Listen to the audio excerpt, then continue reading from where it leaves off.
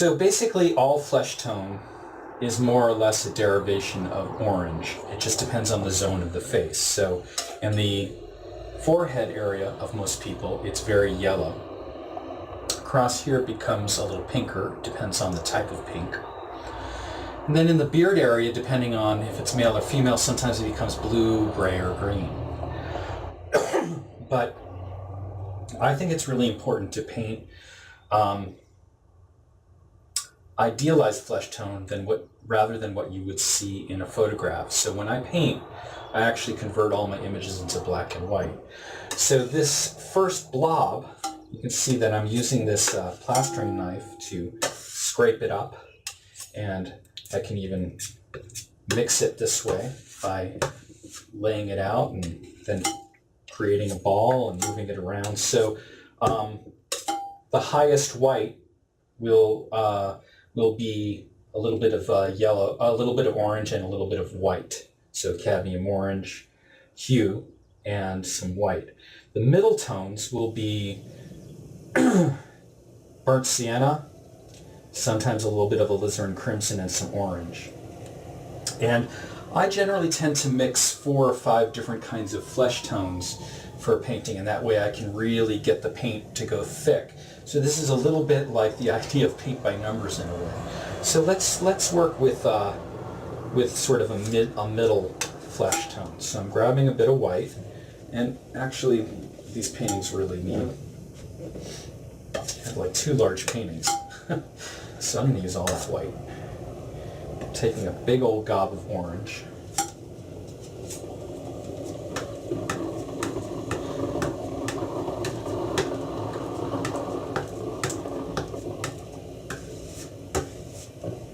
And I'm sort of just mixing it all together.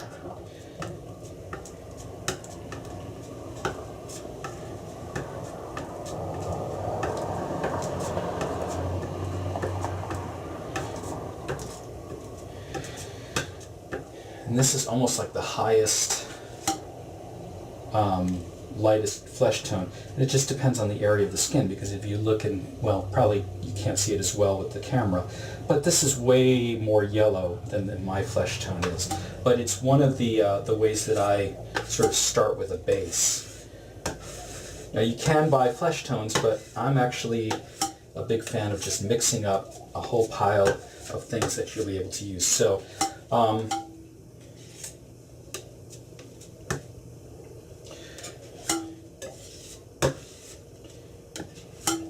So this is a nice big blob of what almost might be near the highlights and the top of the forehead on the photo. I'm going to take half of that. I'm going to mix in a bunch more orange with it to darken it up a little bit.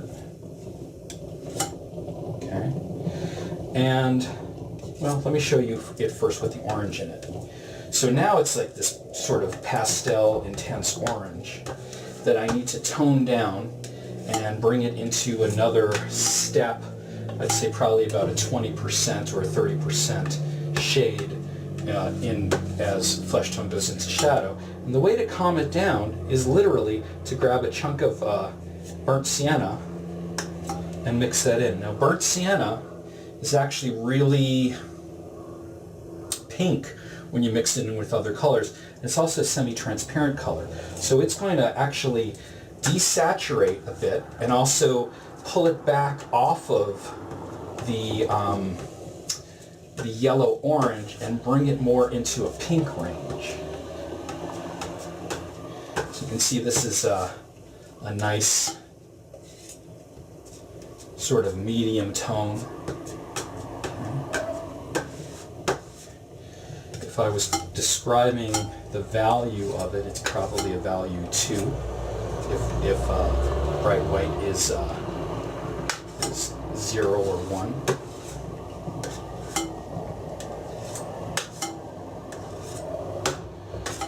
I'm going to take half of that pile. I'm going to add a bunch more burnt sienna in with it. And, no, I guess I'm going to use it up. Maybe a little bit of burnt umber. And that'll really calm it down and gray it out, like literally sort of desaturate the color. And I kind of call the palette that I initially work with, it's a bit of a soy sauce palette, meaning that it goes through all of those sort of pinks and warm tones that soy sauce looks like.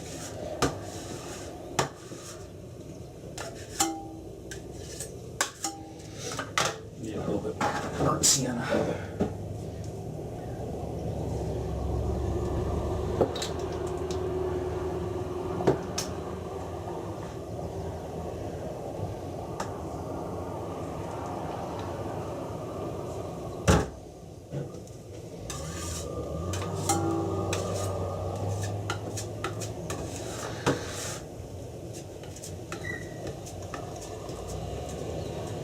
You have to see our enormous piles of paint.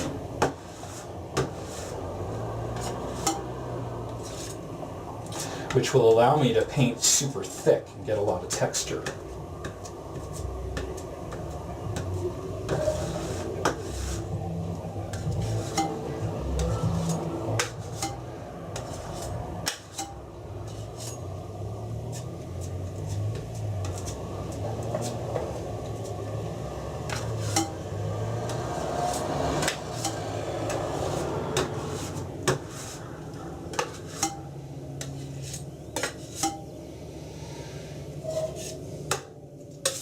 So that's a nice range of colors there, just for flesh tones. If you think about it, this is a very warm, light flesh tone, probably the forehead. These are for some of the transitional tones. This is just before the transitional tone ends. And interestingly enough, when I start painting the darker areas, I'll probably just grab some burnt umber and some white to tone it down a little bit and make them almost a gray-brown in the shadowed areas. And I got that idea actually from watching a video with Vincent Desiderio, who talked about color and talked about how once you got past a certain area in terms of darks, you could even just use straight gray, a gray that you might develop. So here is the basic breakdown.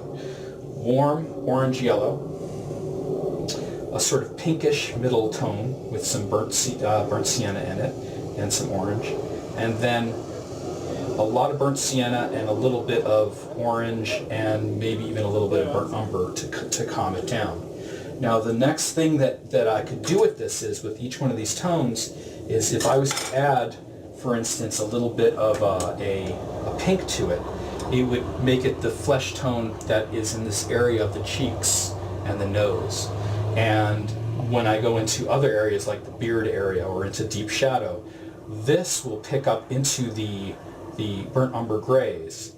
And another thing that I'm going to do when I start painting is I'll start with I'm going to smear the whole canvas first with either burnt sienna or burnt umber, okay? And then I'm going to actually start working some of the darks out using a combination of lamp black and some alizarin crimson, and then I'll start putting the colors on with the palette knife.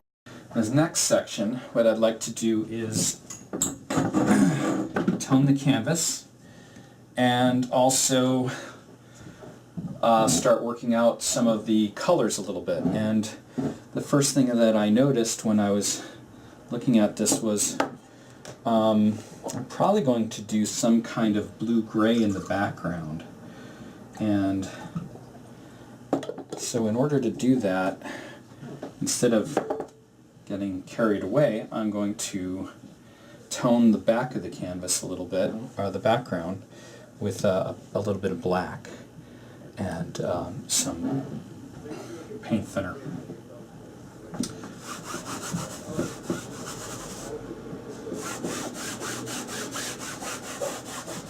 In fact, I think it would be a good idea to put some alizarin crimson in with it, too.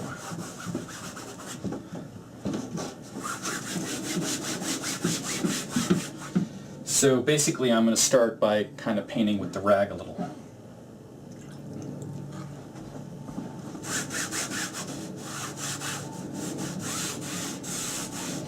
Now, if you're doing this at home or in a space that doesn't have good ventilation, you need to get ventilation or do it outside because there's so much evaporation happening in the next hour or two as I work on this that you can actually kind of get ill from it. So please make sure that you are kind of trying to be a little safer.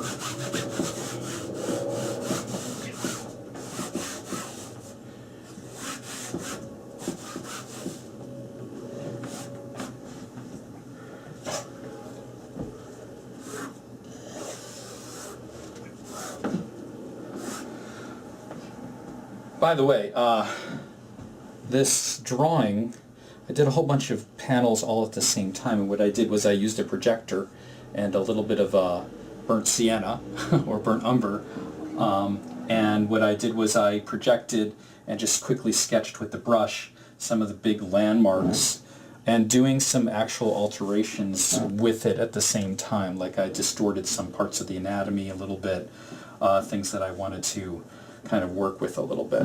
So with the face, I'm going to use a little bit of burnt umber and start using that to tone some of the areas.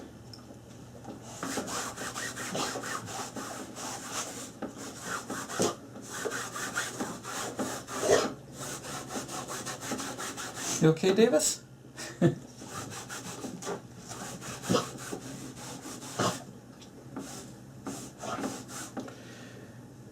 I've got a pit bull who is, every time he eats, he likes to walk around and spit up afterwards. It's kind of gross, but, and now you guys are privileged to hear it.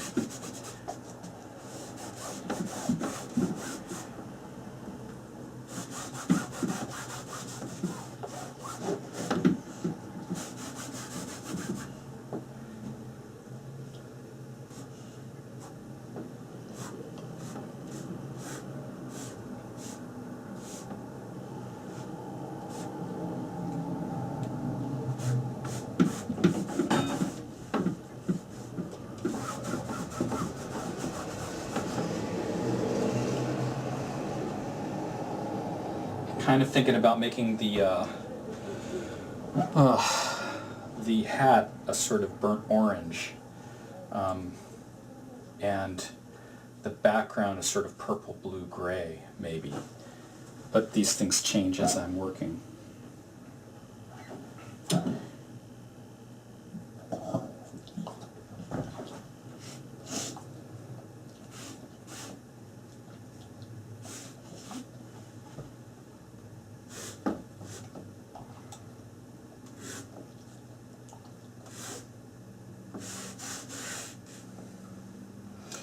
So what this does is it makes the surface actually more receptive to the paint and allows me to start establishing a value structure a little bit even before I put down any paint, and gives me a nice wet into wet surface to work the oil paint that I have already pre-mixed into it. Okay.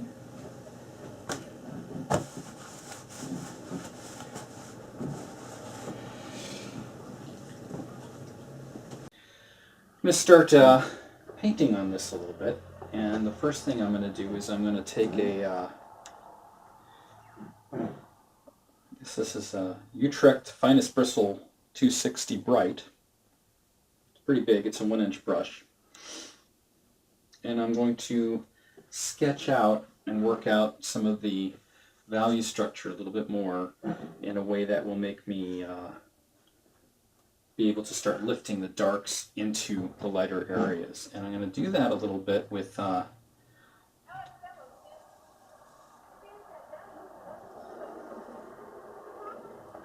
alizarin crimson and black.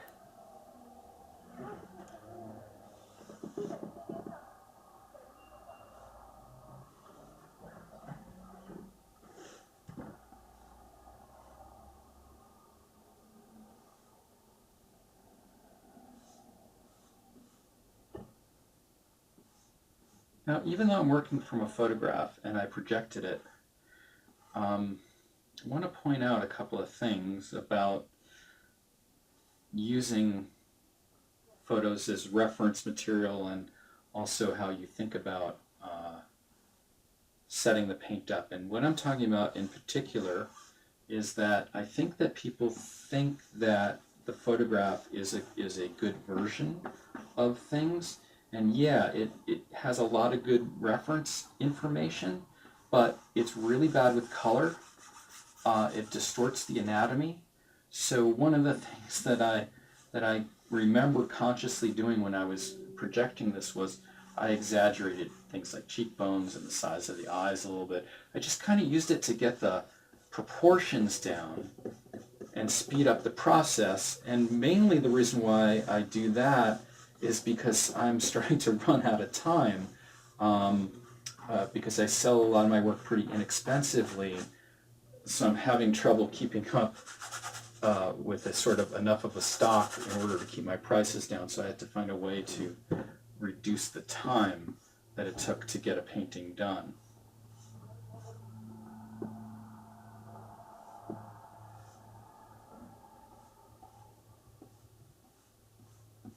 So this is just the alizarin crimson and a bit of black.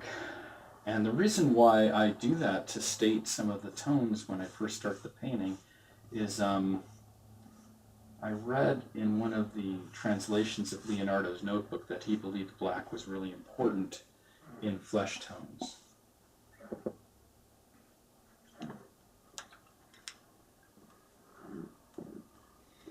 Okay, the next area of darks is a bit of burnt sienna and a touch of orange. I'm going to run it into the edge of that black and alizarin crimson mix, and I'm going to start using it to put down a more opaque layer of a medium dark.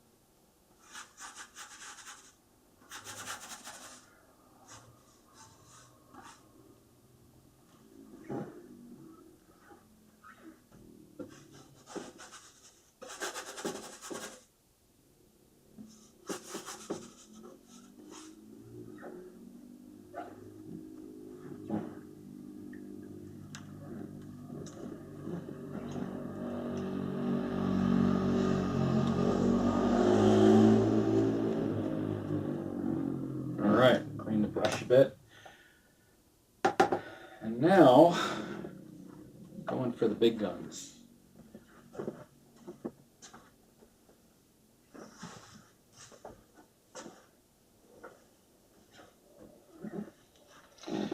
This is a 2-inch Utrecht bristle bright brush. And it just has a nice wide head on it, so I'm going to be able to use it to block in some of the big areas.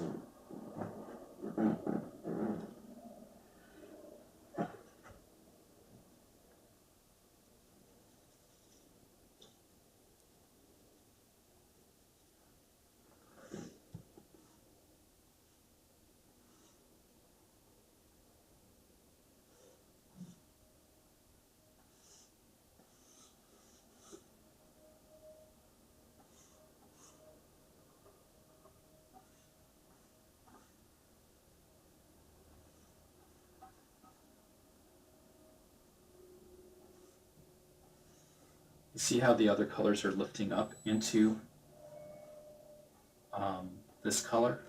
That's part of the beauty of oil paint, is that it can really do a lot of mixing literally on the canvas, and you get more tonal transitions.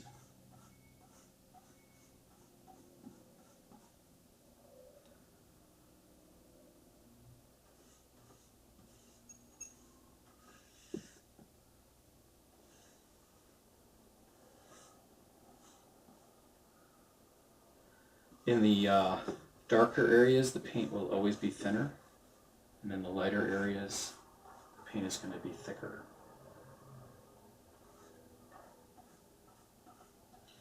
Right now, I'm using a combination of transparent and semi-opaque layers to lay it in.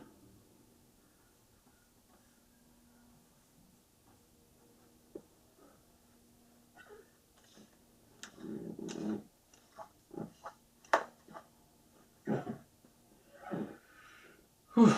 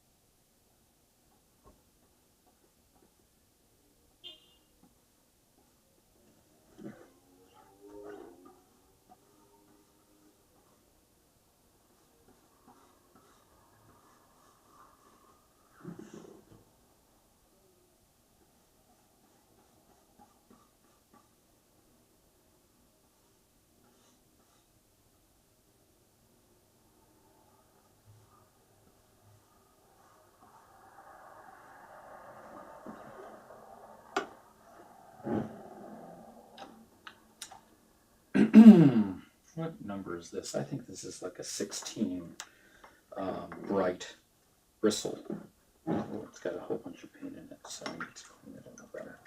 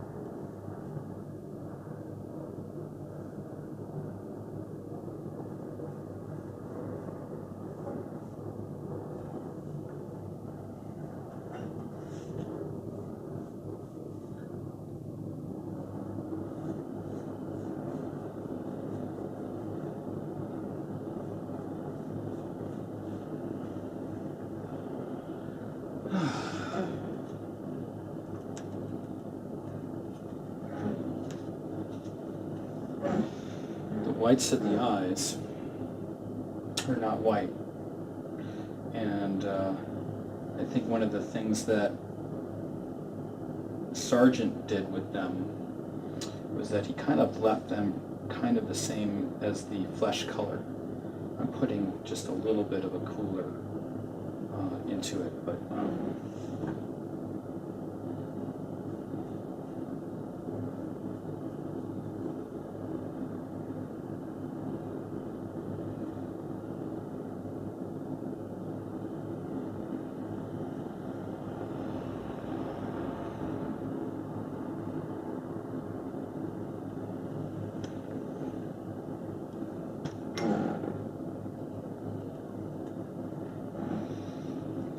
so I suppose one of the things that seemed really important to me when I was learning how to paint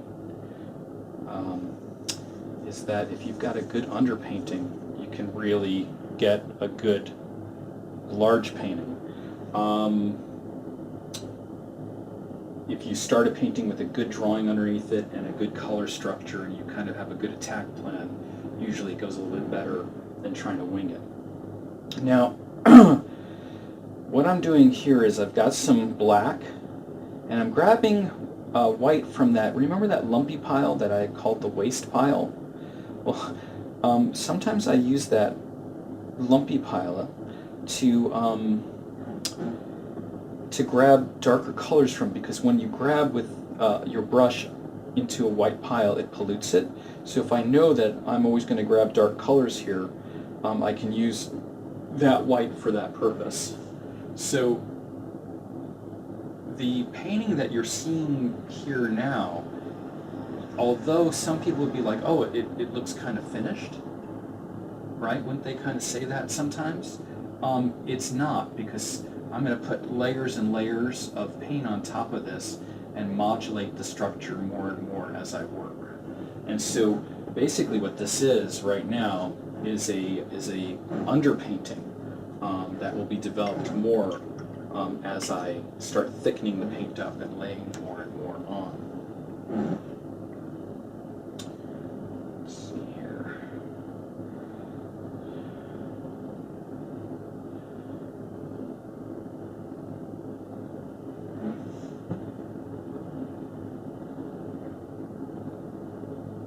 And you know, one of the other things is, like, for instance, I may be painting this as if those irises are there, but I know that there's going to be a highlight that goes over the top of them. So it's almost like a planning to obliterate some of the stuff that I'm putting in the underpainting as the other layers start getting on top of it.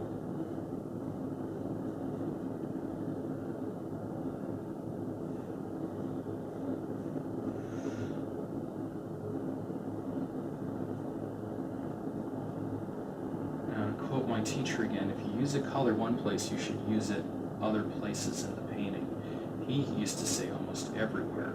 And so that's why I'm kind of including some of these grays into other areas, even though they seem kind of non-local. And that also ties in a little bit with what I said about Vincent Desiterio, talking about using grays in some of the other areas.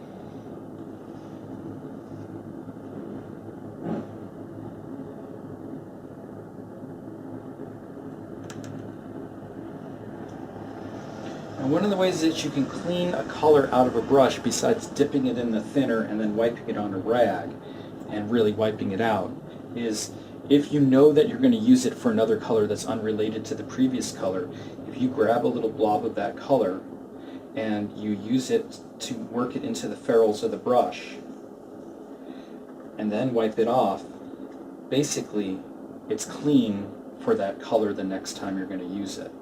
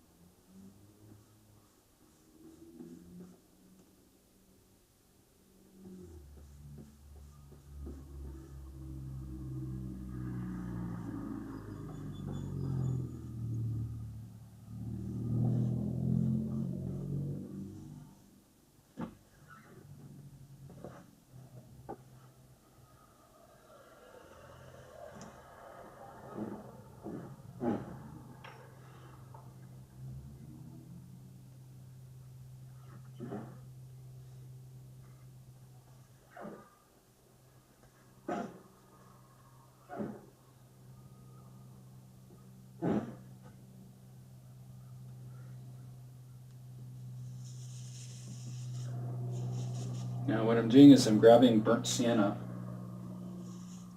It's got some of the flesh tone built into it, so it's kind of a pinky orange. And I'm going to start working it into the beard a little bit so things are a little bit more unified, and use it in other places where there's hair.